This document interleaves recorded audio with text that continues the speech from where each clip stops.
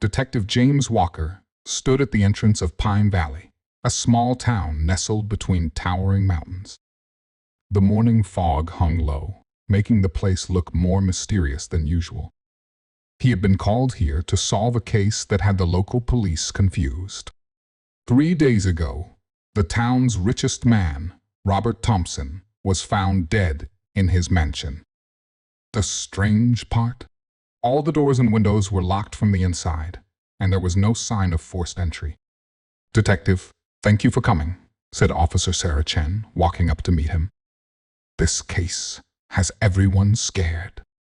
Thompson was well liked here. Inside the mansion, Walker examined the crime scene. Thompson's body had been found in his study, slumped over his desk. A cup of his favorite evening tea sat half empty beside him. "The autopsy showed he was poisoned," Officer Chen explained. "But we can't figure out how anyone got in to do it." Walker noticed something unusual, tiny scratches on the windowsill. They were fresh. Moving closer, he saw something else, a nearly invisible thread stretching from the window to the garden below. "Tell me about Thompson's daily routine," Walker asked. He was very regular with his habits. Every evening at 8, he would have tea in his study while working. His maid, Mrs. Brooks, would prepare it. Walker interviewed the maid next. She seemed nervous, but insisted she only did her job as usual that day.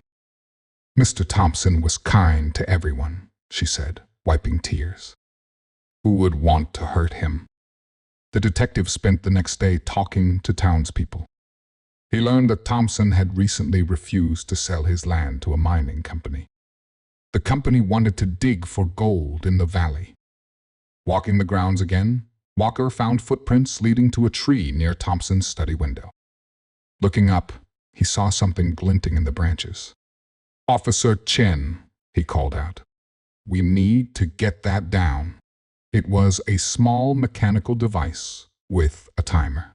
Next to it lay an empty vial. Walker gathered everyone in the mansion's living room, Mrs. Brooks the maid, Officer Chen, Thompson's business partner, Mr. Davis, and his nephew, Timothy. "The killer used a clever trick," Walker began. "They attached a device to this tree that would release poison drops through a thin tube. The tube ran along a nearly invisible thread to Thompson's window, which had a tiny hole drilled in it. Every evening at 8, when Thompson had his tea, the device would release drops of poison that fell directly into his cup." The room was silent. Walker continued. Only someone who knew Thompson's exact schedule could have planned this. And only someone with access to the mansion could have drilled that hole. He turned to Timothy Thompson, who had started sweating.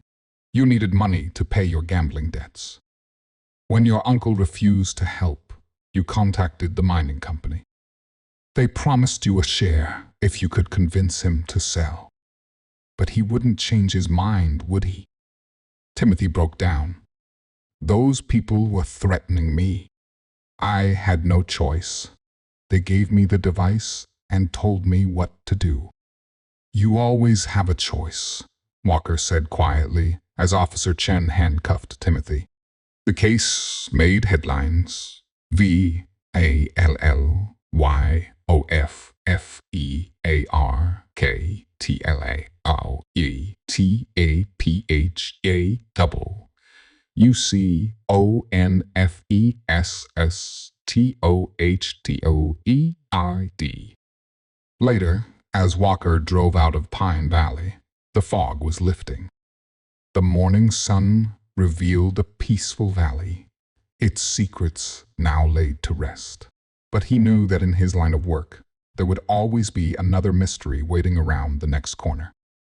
What he didn't know was that this case would only be the beginning of a much larger investigation into the mining company's illegal activities across the country.